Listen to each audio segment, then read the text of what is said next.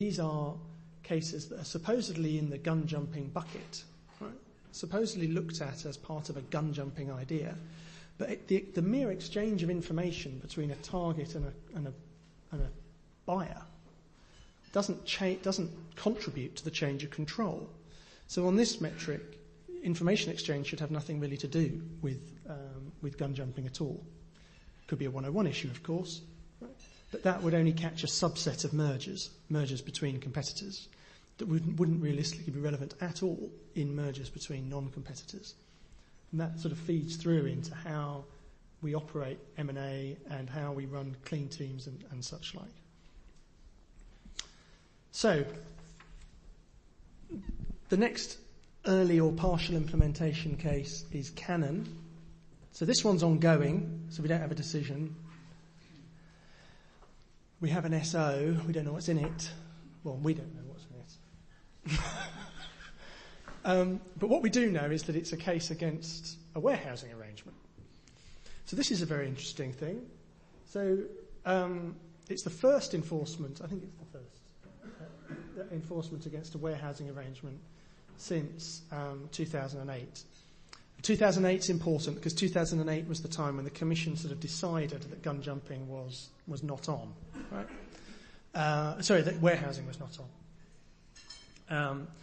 And that came about through the Consolidated Jurisdictional Notice, which said, in language which takes a few goes at reading, but basically says, if the first step, the interim buyer step, if it's the first step of a single concentration, the notification obligation bites on that first step, right?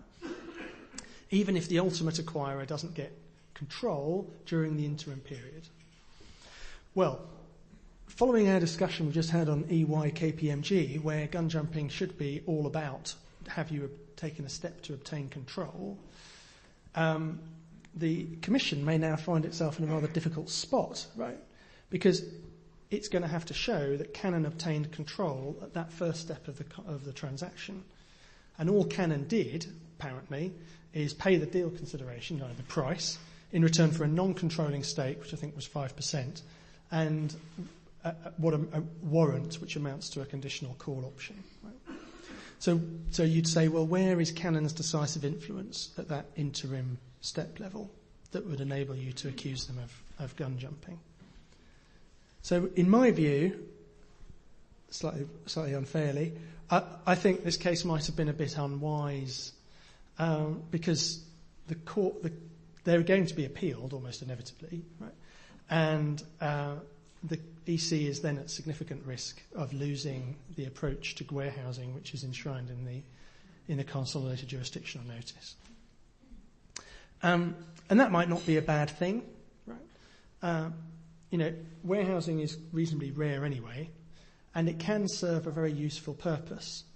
So it's got its, laissez-faire economics purpose, which is improving the efficiency for corporate control, so as to try and even up the auction power between a bidder with a strategic bidder with a business that competes and a non-strategic bidder. But I think the more important point is it can act as a safety valve when closing has to occur straight away, right?